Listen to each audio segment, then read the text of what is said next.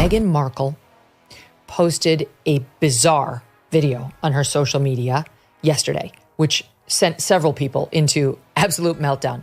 It is the cringiest. In Hollywood, reinvention isn't just common, it's a survival skill. But Meghan Markle's latest transformation. Oh, honey, it's got people gasping, clutching pearls, and scrolling through old photos like detectives in a Netflix docuseries. This is not just a little tweak or I drank more water glow up. This is the kind of jaw-dropping shift that even her most loyal stans are whispering about behind closed doors. Remember the Meghan who once charmed the world? That sunny, approachable California girl who wore her heritage with pride, flaunted her natural features, and didn't look like she'd been airbrushed by the gods? Well, blink and you might not recognize her anymore. And no, this isn't just idle gossip whispered over lattes. This is a transformation so deliberate, so calculated, it's impossible to ignore. It's deeply problematic on a number of levels.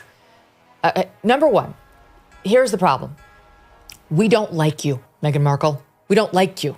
And no amount of posting videos that you think are going to humanize you will make us laugh. That's why the moment broadcaster Megyn Kelly decided to speak up, the internet practically combusted. Kelly didn't tiptoe or dance around the subject. She came straight for the crown. She dissected Meghan's new look with precision, laying it all out for America's most watched cultural and political audience. And the way she did it? Sharp, surgical, like she'd been saving those words for the perfect moment. A staff in London, she can't keep a staff in Montecito. She's a bully. She's obsessed with her own ego, face on television, etc., and playing the victim. So no amount of humanizing videos, even if she managed to find one, are going to work. If you actually are a good person. Kelly called out Meghan's dramatically altered facial structure, sharper jawline, narrower nose, sculpted cheekbones, and asked the question everyone else had been too nervous to say out loud. What happened to the Meghan we once knew? That one line was the match that lit the tinder. Within hours, social media was ablaze with side-by-side comparisons that left people's mouths hanging open. Think to the moment, to the child, and truly to like the sanctity of what goes on for any humans who are actually in that situation. She's drunk on her own ego. Your thoughts? There they were, photos from Meghan's suits days against her latest red carpet appearances. This wasn't just a case of she aged, people were seeing a full-blown metamorphosis. Cosmetic experts, speaking generally, not about Meghan directly of course, hinted that changes like these don't just happen. For Meghan's PR team, this wasn't just a headline to swat away. This was a credibility crisis. You're right, like there's maybe a thought that they have a private moment like that, and maybe it's nice between them, and it's a nice memory of a silly moment before she gives birth. What it feels like to me is she's in a PR firm meeting and someone says, Meghan's once soft, rounded nose now looks narrower, with a refined tip that could cut glass. That naturally rounded jawline, gone, replaced with a chiseled aristocratic edge. Her cheeks look fuller, lifted, and almost too symmetrical to be pure chance. And here's the kicker. None of this happened overnight. Fans and critics alike can trace a slow evolution over the last 5 years. A subtle nip here, a tiny tuck there. Each adjustment too small to dominate headlines on its own. But together, they've built an entirely new face. You go through your phone, find some fun moments of you and Harry, and we'll post them and everyone will like you again. You can't manufacture that stuff, right? It feels fake. It feels weird.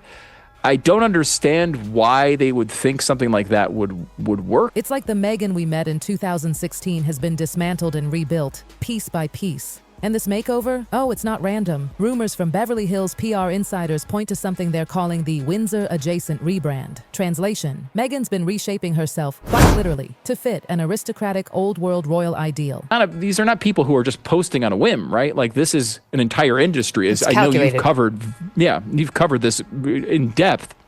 This is a whole industry. They've got people working on this 24 hours a day to try to make this Meghan Markle thing into a thing.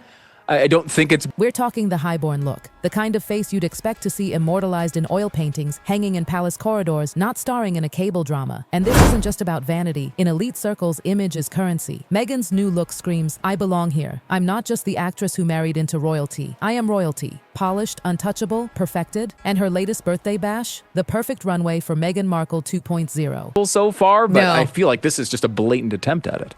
It sort of reminds me of when Chrissy Teigen had what we now know was an abortion, which she at the time told us was a miscarriage, and posted photos of her crying, like hysterical, in the hospital room. It was so weird. First of all, who takes Held at an ultra-exclusive Beverly Hills restaurant. It had all the trappings of an A-list gathering, designer gowns, couture flower arrangements, and guest seating planned like a military operation. But the most telling part? The guest list. Not a single familiar face from Meghan's pre-royal life. No Prince Harry in sight. Instead, Hollywood power players took the seats, with a conveniently placed professional photographer snapping every perfectly lit angle. It didn't feel like a birthday party, it felt like a meticulously staged brand campaign. and then post them online, especially after losing a baby? Look, what the F? I don't get it. This is not losing a baby, thank God, but it is just as intimate and none of our effing business. Even the public birthday messages she got felt oddly scripted. Friends, or maybe friends, posted tributes dripping with PR buzzwords: inspiring, empowered, visionary. Not a candid joke, not a personal memory, not a heartfelt snapshot in sight, just glossy, marketing department-approved adjectives. It was image building, not relationship celebrating. Us to love her, so she will do whatever it takes, and she doesn't know how to make us love her.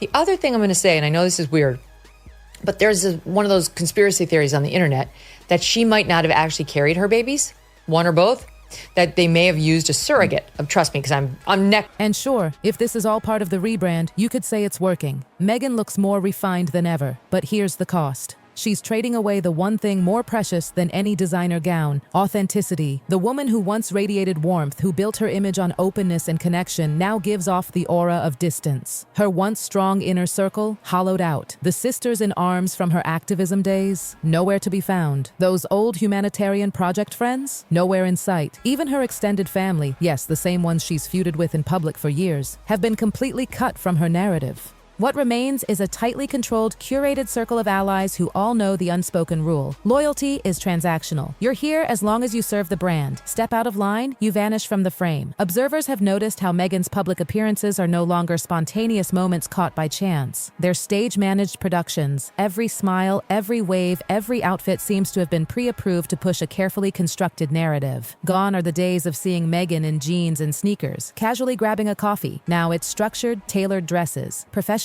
styled hair, lighting perfect angles that highlight her new facial symmetry. This isn't happening. This is control. Total, unwavering control over how the public sees her and how they interpret her story. But here's the thing. When every image is controlled, people start asking the dangerous question: what's hiding behind the curtain? That highborn aesthetic Meghan's chasing? It's got a side effect she may not have bargained for: emotional distance. The more flawless she looks, the colder she feels to the public. The approachable woman who once hugged strangers and shared raw, vulnerable truths now feels unreachable. And in the world of public figures, relatability is the one currency you can't buy back once it's gone. Sure, she might be winning in elegance, but she's bleeding warmth. And warmth is the very thing that made the public forgive, forget, and follow her through controversy. Megyn Kelly's words didn't just feed the gossip cycle. They confirmed what a growing number of people were already thinking. Soon, hashtags started trending. Hashtag face of the firm, hashtag new Meghan, hashtag royal makeover. Tabloids from London to Los Angeles were running before and after timelines. Even media outlets that once defended Meghan began wondering if she'd crossed the line from authentic self-improvement into full-blown image obsession. And here's the danger with that. The moment the media shifts its lens from your causes to your face, the clock starts ticking. Your activism, your charity work, your passionate speeches, all get drowned out by one shallow but unshakable question: what did she have done? Her transformation tells a bigger story, one of isolation dressed up as empowerment. Meghan's not just building a brand, she's building a fortress, a glass castle where every flower arrangement, every camera angle, every social interaction is manicured into perfection. But perfect walls don't just keep critics out. They keep love, spontaneity, and real connection from getting in. It's the Meghan Markle paradox of 2025. The more polished and untouchable she becomes, the less human she feels. In her pursuit of the royal ideal, she risks losing the one thing that drew the world to her in the first place: her relatability. Has Meghan reshaped her face? Almost certainly, but has she reshaped her truth in the process? That's the question gnawing at the public. Behind every flawless photo is a widening gap between the woman we once knew and the image she's selling today. And here's the truth that no surgeon's scalpel can fix. The public doesn't just want perfection, they want connection. If Meghan's reinvention is truly about empowerment, then the world's not asking for more polished photos or more PR-approved adjectives. They're asking for honesty, for openness. For the Meghan who didn't need to hide behind curated illusions to command attention. Because a crown, literal or metaphorical, is only as strong as the person wearing it.